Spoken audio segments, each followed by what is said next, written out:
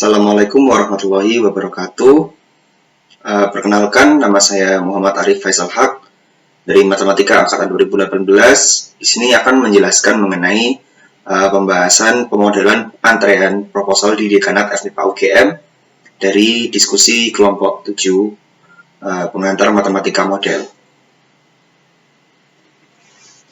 Yang pertama, anggota kelompok kami ada Damarjati Maulana Hilmi, lalu ada David Immanuel, Fitri Estikarani, Maini Utami, saya sendiri, Arif Faisal Haq, lalu Rifki Kurniawan, dan yang terakhir ada Konita Al-Hawito.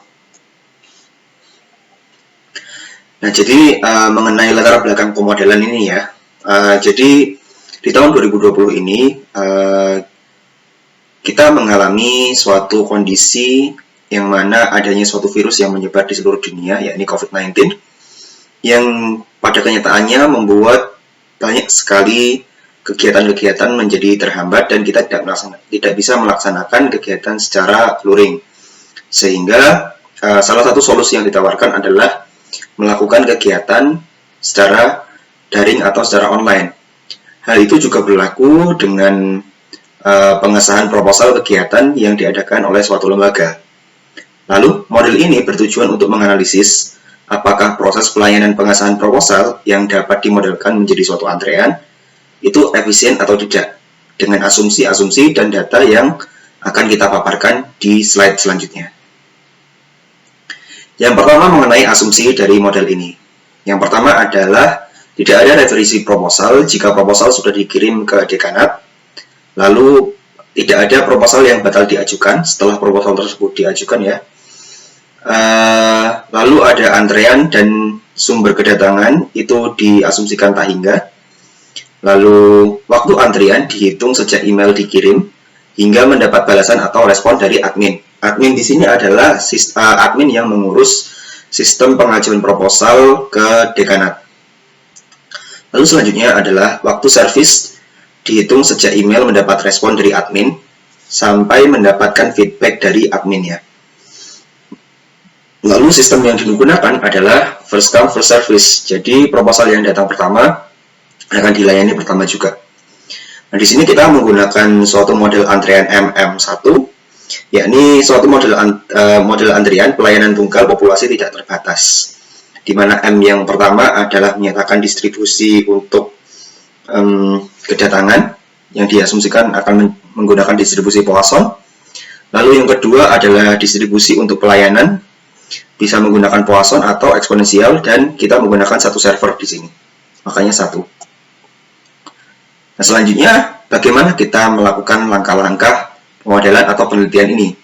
Yang pertama adalah kita melakukan survei permasalahan mengenai pelayanan administrasi yang ada di lembaga KM FMIPA. Nah, dari hasil survei menunjukkan bahwa didapat suatu permasalahan yang sama, yakni lamanya balasan persetujuan proposal di kegiatan lembaga KM FMIPA.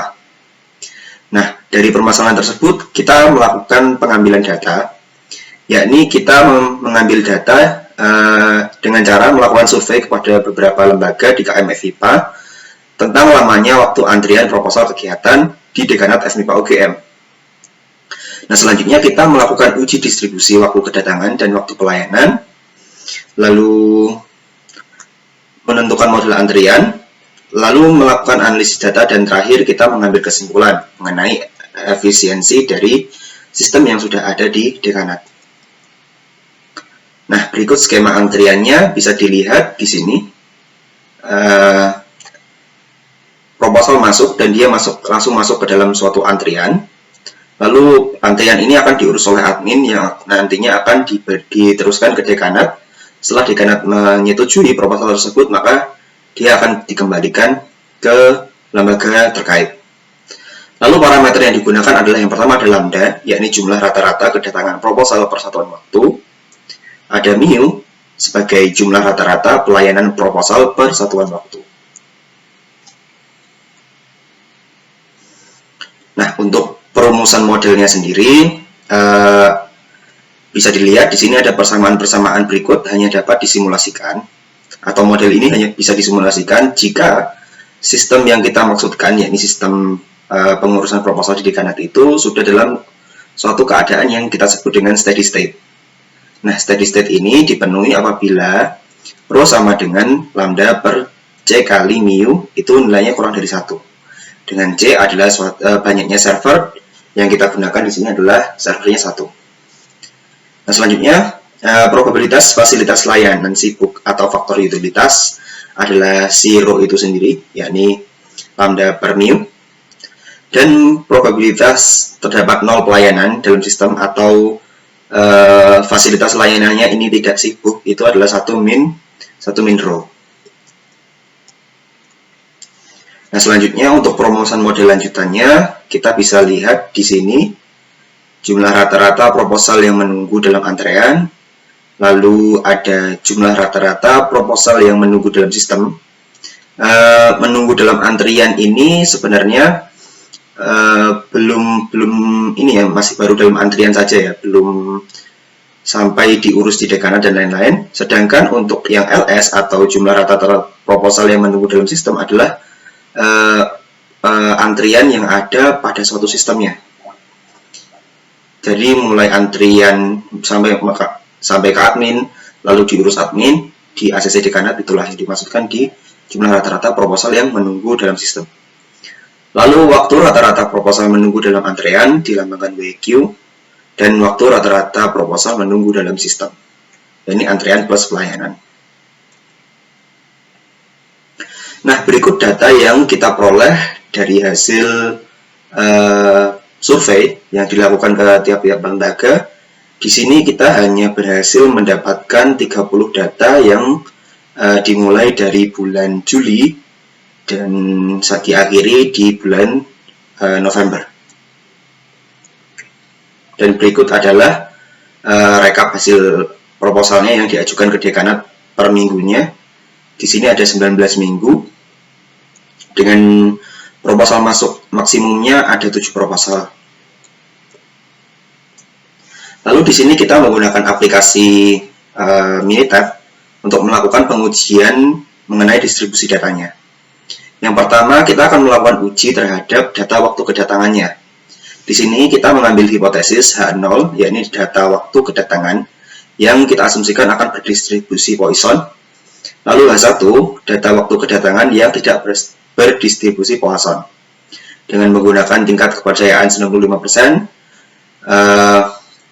dan tingkat signifikansi adalah 5%, yakni 100% dikurangi 95%, maka menggunakan G-square test, kita dapatkan nilai p-value-nya adalah 0,094. Yang mana dengan nilai p-value 0,094 yang kurang dari yang lebih besar daripada nilai tingkat signifikansi atau alfa, maka kesimpulannya adalah H0 tidak ditolak, sehingga data waktu kedatangan dinyatakan berdistribusi Poisson.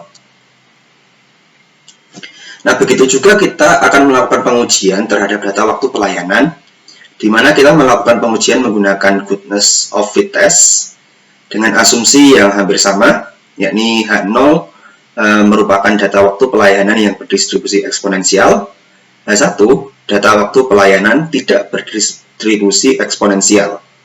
Menggunakan tingkat kepercayaan dan tingkat signifikansi yang sama, maka kita peroleh untuk distribusi eksponensial p-value-nya bernilai 0,053, yang artinya nilai p-value-nya lebih besar daripada nilai alfanya, sehingga H0 tidak ditolak, dan kesimpulannya adalah data waktu pelayanan berdistribusi eksponensial. Nah, lebih lanjut mengenai pembahasan modelnya adalah setelah kita melakukan pengujian distribusi pada data, maka kita peroleh untuk waktu kedatangan dia mengikuti distribusi Poisson, dan waktu pelayanan dia mengikuti distribusi eksponensial. Selanjutnya akan dicari parameter sebagai berikut. Yang pertama adalah mu, jumlah rata-rata pelayanan per satuan waktu. Nah, dari survei yang kita lakukan, didapatkan total waktu pelayanan terhadap 30 proposal adalah 19 minggu. Sehingga didapatkan mu-nya sekitar 1,57 proposal per minggu. Rata-rata pelayanan per minggunya adalah 1,57 sekian. Lalu selanjutnya, mengenai data kedatangan proposal yang masuk, kita juga mengambil suatu parameter ini lambda, di mana kita mengambil data terbanyak di suatu bulan, karena asumsinya adalah jika proposal yang masuk ke dekanat itu diasumsikan terbanyak, maka jumlah antrean yang ada mulai dari jumlah kedatangan proposal minimum sampai maksimum dapat teratasi. Nah, di sini data terbanyak adalah 7 proposal di minggu ke-15. Di satu bulan itu kita melakukan 4 kali pengamatan, jadi jumlah rata-rata kedatangan persatuan waktunya adalah 7/4. Nah, selanjutnya akan diselidiki apakah sistem antrean pada dekanat sudah berada dalam kondisi steady state atau belum. Dengan kita tadi menggunakan jumlah servernya adalah 1, maka nilai rho, yakni perbandingan antara lambda dan mu, kita peroleh adalah 1,1083 sekian, dan itu lebih dari 1. Nah, artinya apa? Karena nilai rho-nya lebih dari 1, artinya rata-rata laju kedatangan proposal itu lebih besar daripada rata-rata laju pelayanan, yang artinya sistem antrean pada dekanat itu masih belum dalam kondisi steady state, atau bisa dikatakan sistem antrean pada dekanat itu masih belum efisien. Nah, lebih lanjut, kita akan mencoba menggunakan suatu parameter, yakni menyatakan kecepatan respon dari adminnya, dinyatakan dengan N. Nah, kita mengambil N sama dengan 2 di sini, dengan perhitungan yang bisa dilihat, maka kita peroleh nilai rho-nya akan kurang dari 1. Sehingga model ini dapat disimulasikan, karena sistem sudah berada di steady state. Nah, berikut bisa dilihat untuk rata-rata proposal yang menunggu dalam antrean adalah 1 proposal. Proposal yang menunggu dalam sistem ada 2 proposal per minggu ya. Lalu rata-rata menunggu dalam antrean adalah 3 hari, dan waktu rata-rata menunggu dalam sistem bisa dilihat. Nah, lebih lanjut, untuk probabilitas fasilitas layanan sibuk adalah rho sama dengan 0,5541667 kurang dari 1, dan probabilitas langgangnya 0,44583 sekian.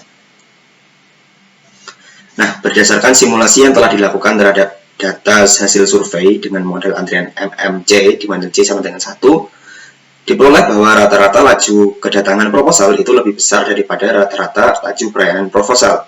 Sehingga sistem antrean administrasi dekanat jika jumlah server hanya 1 maka belum efisien.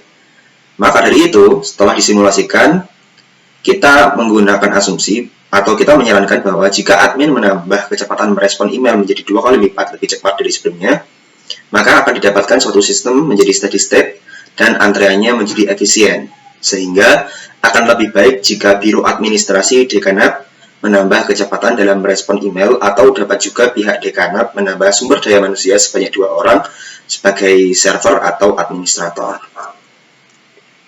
Sekian, terima kasih yang dapat saya jelaskan. Assalamualaikum warahmatullahi wabarakatuh.